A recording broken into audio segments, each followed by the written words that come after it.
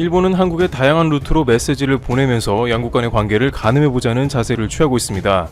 그런데 최근 일본의 방위상인 고노다로가 공개한 사진은 굉장히 노골적인 메시지를 보내는 게 아닌가 하는 논란이 됩니다.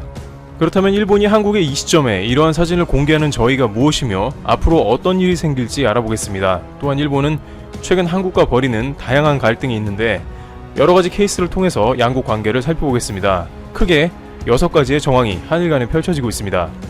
첫 번째, 고노다로의 트윗, 한반도 사진.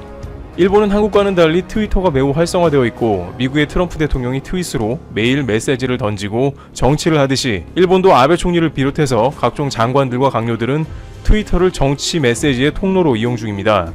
작년에 수출 규제가 자행되며 주일 한국 대사를 불러서 호통을 쳐서 유명해진 외무상인 고노다로는 이제 방위상으로 직책을 옮겼습니다. 당시 장관 개편 때 스가 관방장관과 고노다로 외에는 모두 장관을 내려놨는데 그만큼 일본 정계에서 고노다로 방위상은 아베 내각의 핵심 인물이라는 것을 반증하고 있습니다. 따라서 그가 내는 목소리는 아베 내각을 대변하고 있는 것이죠.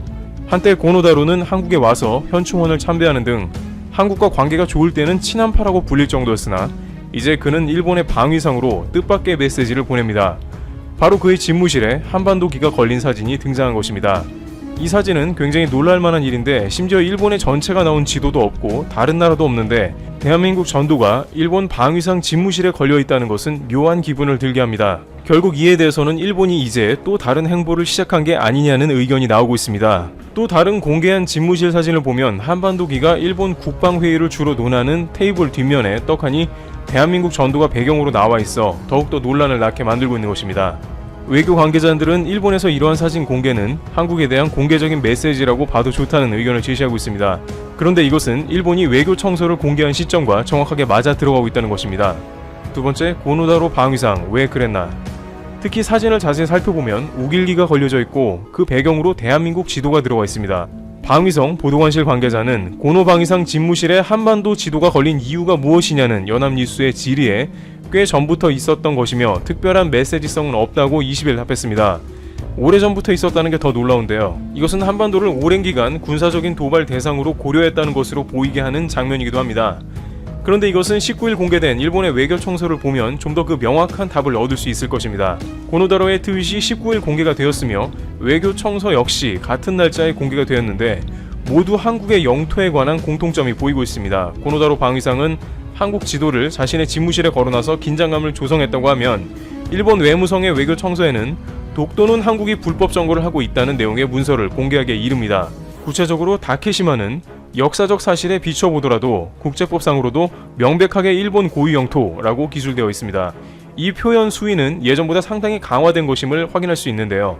일본 정부는 2017년 외교 청서에는 독도가 자국 영토라고 주장하되 불법 점거 상태라는 주장까지 나가지 않았는데 2018년부터 불법 점거라는 더 강한 표현을 사용해 영유권을 주장하고 있습니다.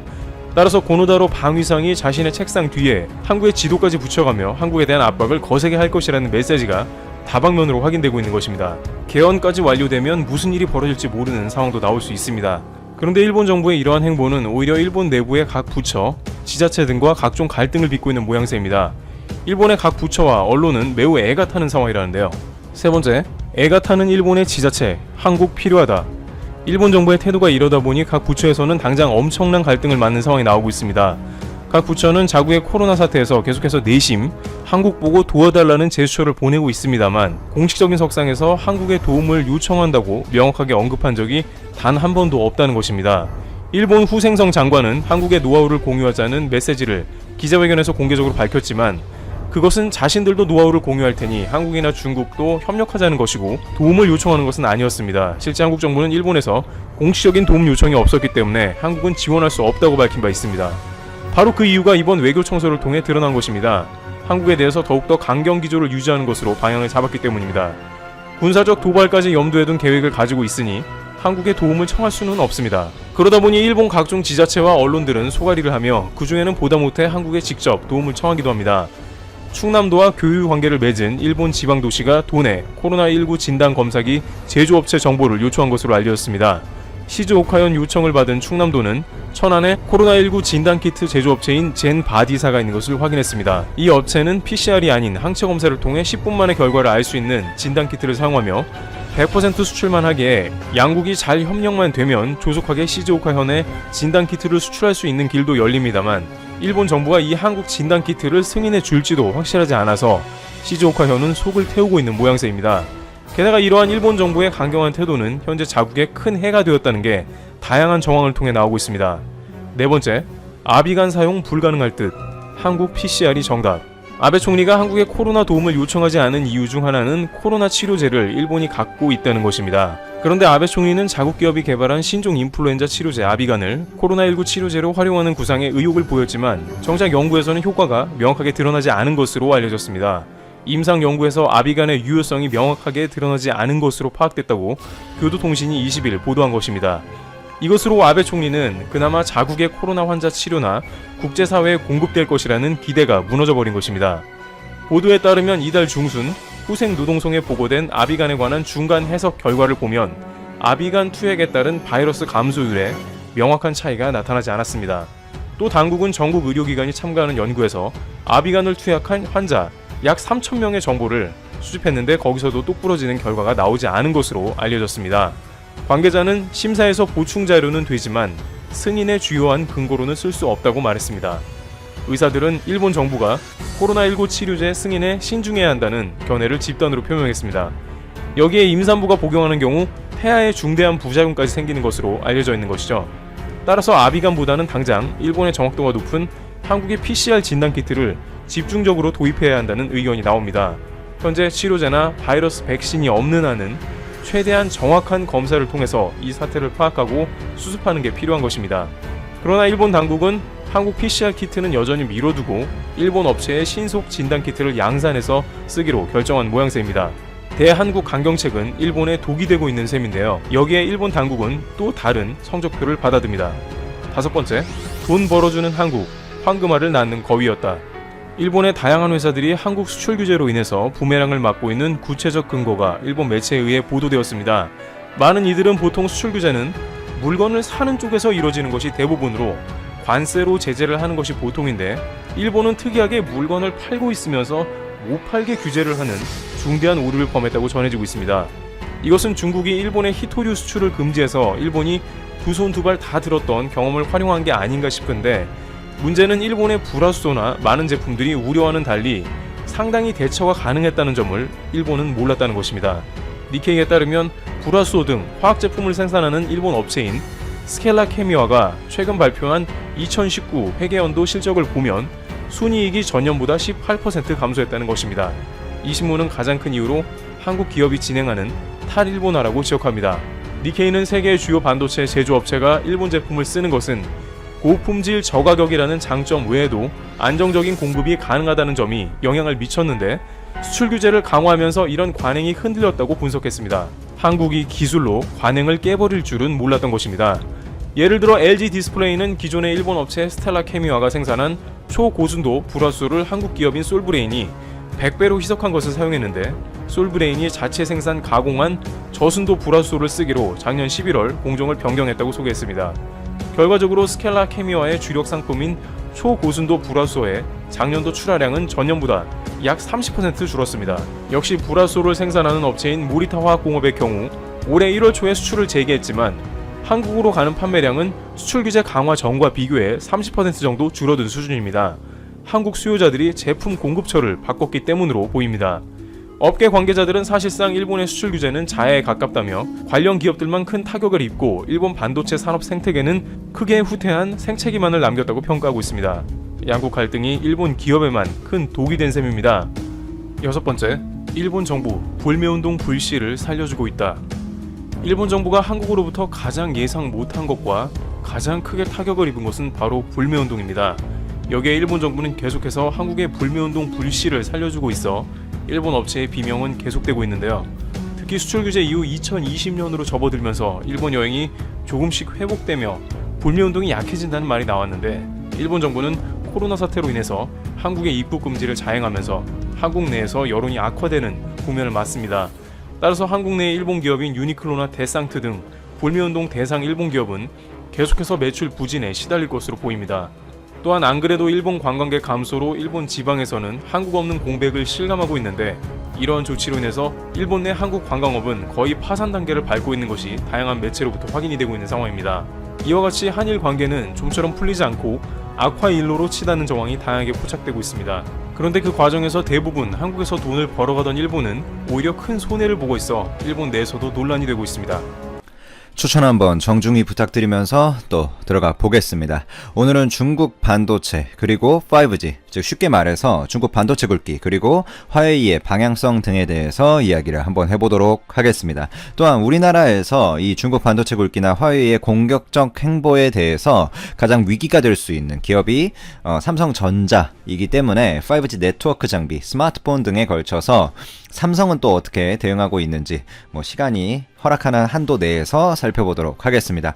우선 지금 상당한 이 세계 경제 위기 상황인데도 중국의 반도체 굵기가 지속되는 측면에 우리가 주목을 할 필요가 있습니다. 사실 재작년 말부터 작년까지 가장 큰 이슈 두 가지가 있었다면 바로 중국 반도체 굵기와 한일 경제 전쟁이었습니다. 그리고 지금의 또 세계 이슈가 있는 거죠. 그중 중국 반도체 굵기가 여러 메가 트렌드에 지금은 좀 묻혀서 대중들의 관심에서 벗어나고 있고, 실제로 지금 그거를 신경 쓸 때가 아니지라는 측면이 많고, 저도 일견 동의하는 부분이 있고요. 하지만 우리나라 지금 분명히 이번 경제 위기를 잘 이겨낼 것이고, 여러 가지 경제를 넘어서는 이 세계적인 위기를 잘 이겨낼 것이고, 장기적으로 저성장에서 조금이나마 한번 이렇게 미래의 희망을 보려면 개인적으로는 이 중국 반도체 굵기에 주목할 필요가 있다고 판단이 됩니다. 하나하나 짚어보면 우선 우리나라의 대표적인 이 세계 70%를 지배하고 있는 메모리의 경우, 저번에도 언급드렸던 부분이지만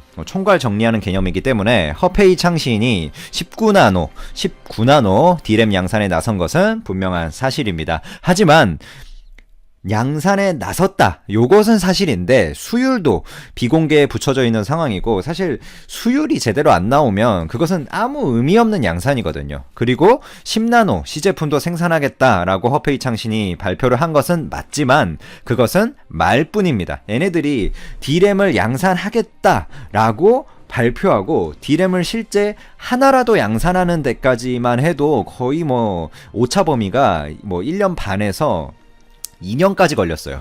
그래서 이 말뿐인 10나노 이 시제품 양산에 대해서는 크게 지금은 의식할 필요가 없을 거라고 생각이 되고, 그러나 19나노를 시작했다라는 측면은 우리가 일단 머릿속에 체크포인트로 가져가야 된다고 판단을 합니다. 이미 5나노 공정 개발을 완료하고 3나노 공정 개발에 돌입하고 있는 이 삼성전자하고는 분명한 기술 격차는 상당하다.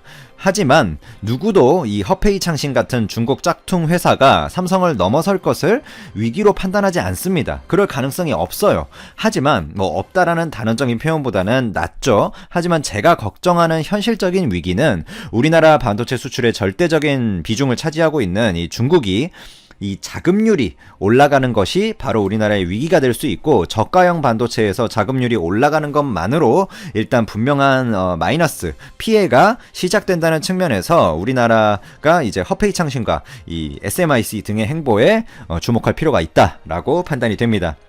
자, 그럼 두 번째, 비메모리 측면에서 보면 일단 파운드리 먼저 봐야겠죠. 팹리스도 있지만 삼성이 물론 이번에 1분기 점유율이 파운드리가 15.9%예요. TSMC가 54.1%로 오히려 격차가 좀 벌어진 아쉬운 결과를 내놓은 것은 맞지만, 삼성이 7나노 EUV를 기점으로 TSMC보다 기술 경쟁력 측면에서 앞서갔던 그 시점부터 미래 수주 변화가 조금 이제 일어나고 있었는데, 그에 대한 반영이 이번 수치에는 없었다. 실제로 김기남 부회장도 앞으로 파운드리 시장은 첨단 공정으로 그 승부가 결정될 것이다 라고 언급을 했고, 그러한 면에서 삼성은 TSMC에 절대 뒤처지지 않으며 실제로 최근 많은 고객들이 삼성 쪽으로, 그러니까 김기남 부회장 언어를 빌리자면 우리 쪽으로 오고 있다라고 언급을 했었죠. 이 주주총회에서 실제로 최근 우호적으로 방향성을 띠고 있다라는 측면을 그 기업의 반도체를 사실상 반도체 수장격인 부회장이 확인을 시켜줬고,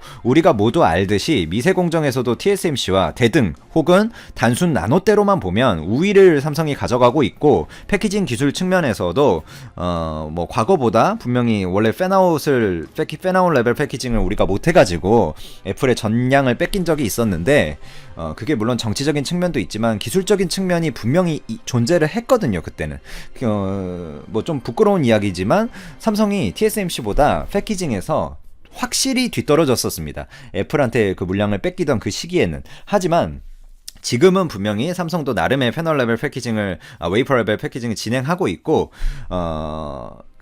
제가 지금 앞뒤가 바뀌었죠. 웨이퍼 레벨이고 지금 삼성이 패널 레벨이고 어쨌든 그 과거보다 진일보한 측면이 있고 실제로 이번에 이제 애플하고 TSMC의 장기 계약이 끝나는데 그 기대감도 분명히 있고 실제로 내부적으로도 5G 모뎀 칩이라든지 AP를 결합한 SoC 시스템 온 칩이라든지 뭐 CIS 그러니까 이미지 센서죠. 그다음에 OLED 가동하는 DDIC 등의 생산 캐파가 계속해서 늘어나고 있다라는 것을 삼성이 공식적으로 일단 발표한 상황이에요.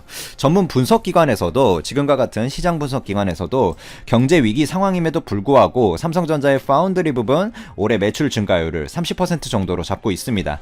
이는 이 파운드리 사업이 선주문 후 제작이라는 특성 때문에 선주문 후 제작이라는 특성 때문에 경제 위기 전에 이미 받아놓은 주문이 또 작용하는 측면이 있는 것은 맞지만 점유율 측면에서 비관론만 펼칠 정도의 상황은 아니다라고 판단이 됩니다. 또한 여기서 우리가 또 주로 다루게 될 이 중국 부분 또 언급은 해야겠죠. 중국의 SMIC가 중국의 결국에 파운드리 1위 업체인데 뭐 UMC 글로벌 파운드리 이런 업체들은 중국 업체도 아니지만 그런 업체들은 이미 한물 갖고 상대가 안 됩니다. 걔네들은 저가형에서 이제 기술 발전을 사실상 멈춘 상황이고 SMIC가 그나마 중국 정부의 이 보조금 삼아서 나오고 그 전보다 좀 계속 나은 이런 기술을 내놓고 있는 것은 사실이지만 1분기 기준으로 전분기와 동일한 성장률 즉 4.5%의 점유율이 전분기에도 4.5%, 이번 1분기에도 4.5%의 점유율을 보여주면서 성장률 0%를 보여줬다. 즉 아직은 좀 멀었다라는 것이 수치적으로 증명되고 있습니다. 물론 삼성은 오히려 점유율이 떨어지지 않았냐라고 말씀하실 수 있지만 이 4위, 5위, 6위 뭐 이권에 있는 파운드리 회사들은 규모도 작고 뭔가 기술 개발이 될 때마다 먹을 수 있는 저가형 캐파들이 많기 때문에 훨씬 성장률이 빠르거든요. 일례로 전기차 배터리 세계 시장에 있어서도 LG화학이 훨씬 더 빠르게 성장하고 있고 삼성 SDI가 더 잘해주고 있지만 SK이노베이션의 성장세가 더 크거든요. 그런 거는 뭐 1%에서 2% 성장하면 100%잖아요. 걔네들은. 그런 측면에서 도 0% 성장을 했다라는 것은 조금은 SMIC가 수치적으로는 아직 조금 느리게 오고 있다. 이렇게 우리가 이해할 수 있는 부분이고 팹리스로 또 넘어가 보죠. 사실 우리나라의 미래가 팹리스에 있어서는 그러니까 팹리스라는 게 반도체를 처음 들으시는 분들도 있을 테니까 반도체 설계라고 보시면 됩니다. 설계 IP 그러니까 뭐 반도체를 우리가 만드는데 그 단계가 설계를 해야 되고 그것을 생산해야 되고 그것을 포장해서 팔아야 되잖아요. 그러니까 설계 부분이 팹리스다. 그걸 생산하는 게 파운드리고 뭐 IDM 같은 반도체 종합회사에서는 당연히 그것도 뭐 다 같이 하는 거고 패키징이라는 마지막 포장 단계가 있는 겁니다. 근데 이제 설계, 팹이 없다. 팹이 공장인데 그게 없다. 즉 설계만 하는 회사다 하는 게 팹리스고 요 부분이 이제 반도체의 IP. 그러니까 팹리스가 뭐 실제로 반도체 설계도 작성하고 이런 것도 있지만 한 번 설계도를 작성해 두면 예를 들어 ARM 같은 회사, 그러니까 ARM 같은 회사는 한 번 자기가 반도체의 기초 설계도에 대해서 특허, IP라는 게 이제 결국엔 특허인데 쉽게 말하면 그 IP를 등록해 놓으면 다른 회사들이 반도체 기초 설계를 할 때마다 ARM, ARM한테 계속해서 로열티를 지불해야 됩니다. 그리고 만약에 그걸 생산하려면 라이센스 계약을 맺어야 돼요. 그러니까 라이센스 계약 한번 맺을 때 그 ARM 같은 회사한테 돈을 한번 크게 주고 그 다음에 반도체를 생산해가지고 그것을 만약에 뭐 예를 들어 휴대폰에 넣어서 판다. 뭐 요렇게 봤을 때 그 휴대폰이 팔릴 때마다 그 ARM한테 로열티가 계속 갑니다. 즉 어마어마한 부가가치가 창출되는 산업이죠. 그리고 ARM 같은 회사는 뭐 연구 인력, 즉 R&D 인력하고 그리고 반도체를 설계하는 툴, 즉 소프트웨어링에 대해서 구매하는 비용 그런 것들만 있고 기초 원가 매출이 뭐 영업이익률이 그러니까 어마어마하다. 원가가 별로 안 든다. 공장도 필요 없고 뭐 장비도 필요 없고 하니까 원가 경쟁력 측면이 어마어마하다. 이런 부분에 있어서 저는 우리나라가 좀 잘해줬으면 하는 희망적인, 물론 어렵죠, 그 잘해주는 게. 하지만 희망적인 내용을 가지고 있는데 이 부분이 좀 가장 걱정스러운 부분입니다. 사실 삼성전자라는 회사는 우리가 잘할 수 있는 것에 집중하겠다라고 최근에 또 선언까지 하면서 비메모리에서도 자신들이 잘하는 파운드리의 모든 역량을 쏟아붓고 있는데, 그 판단은 뭐 휴대폰에 있어서도 이제 폴더블 같은 하드웨어 혁신에 집중을 하고 있고, 아예 소프트웨어 같은 것들은 이제 구글이나 뭐 그런 안에 콘텐츠 같은 것들은 넷플릭스나 이렇게 아예 전문가들을 도움을 받아가면서 우리는 잘하는 것에 집중하겠다, 그런 기조로 가고 있는데, 그 판단은 그 삼성이라는 한 회사의 측면에서는 분명히 저도 개인적으로 매우 옳다고 보고 미래에 적합한 경쟁력을 가질 수 있는 판단이라고 생각하지만, 이 팹리스라는 부분도 우리나라 전체로 보자면 우리가 미래 이 비메모리 반도체에 있어서 절대 이제 포기해서는 안 되는 부분이거든요. 우리나라 팹리스 기업들을 보면 뭐 실리콘웍스가 그나마 존재 가치를 보여주면서, 제가 일전에 소개해드린 자율주행 비디오 IP 이 중소기업으로도 유망한 칩스앤 미디어를 가지고 있는 텔레칩스가 있고, 뭐 어버브 반도체라든지 AD 테크놀로지라든지 뭐 등등 있는데, 뭐 칩스앤 미디어 제가 소개해드렸던 것은 좀 중소 그런 업체에 우리도 좀 관심을 갖자. 거기서 비디오 IP라든지 이제 얘네들이 컴퓨터 비전이라든지 이런 쪽으로 사업 영역을 기존 매출도 일으키고 있고, NXP 같은 세계적인 자율주행 이 반도체에서 세계 1위 업체하고도 협업을 해가는 그런 업체라서 우리나라의 자랑스러운 중소기업이라 제가 소개를 해드렸었는데, 이런 업체들도 사실상 제가 너무 자랑스러운 마음에 좀 소개를 열심히 해드렸지만 국제적인 영향력은 제로에 가깝습니다. 반면 중국은 정부 주도하에 최근에도 팹리스에 대해서 조단위 규모의 투자를 매년 이어가고 있으며, 이번 해에만 해도 최근에 뭐 집적회로 중점 사업 라는 이름으로, 이건 뭐 중국어를 그냥 직역한 건데, 대규모 반도체 연구단지 또 착공식도 열었죠. 이 R&D 단지에 연구단지 하나에 중국이 쏟아부은 돈만 2조입니다. 미래전자제어기술, 그러니까 MEMS라고 부르죠. MEMS, MEMS라고 부르는 미래전자제어 기술과 시스템 반도체 핵심 설계 자산, IP 개발. 그러니까 제가 걱정스러운 부분이 바로 이 IP죠. 그리고 부가가치가 진짜 많이 창출되는 부분. 그리고 이 IP 쪽이 사실 좀 부가가치가 많긴 한데 매출 성장률이나 이런 게 좀 느리긴 해요. 이게 계속해서 그 기존 고객사들을 뚫어내야 되고, 기존 IP 업체들한테 어차피 로열티를 주면서 또 설계를 해야 되기 때문에, 어쨌든 이런 시스템 반도체 중점 사업을 업체를 지원하기 위해서 2조를 또 중국 돈으로 치면 120억 위안을 쏟아 부었는데, 이런 측면을 우리가 좀 주지하고 견제해야 되지 않을까, 이렇게 생각을 합니다. 또한 전력 반도체라는 뭐 하나의 파트도 있는데, 이거는 쉽게 말해서 악천후 환경에서 좀 전압이 큰 반도체, 잘 작동하는, 뭐 예를 들면 차량 같은 데서 좀 거기 습도도 많고 뭔가 먼지도 많고 하잖아요. 그런 데서 조금 잘 작동하거든요. 전력용 전력 반도체가. 크기도 뭐 크고 마이크로 수준이고, 스케일이.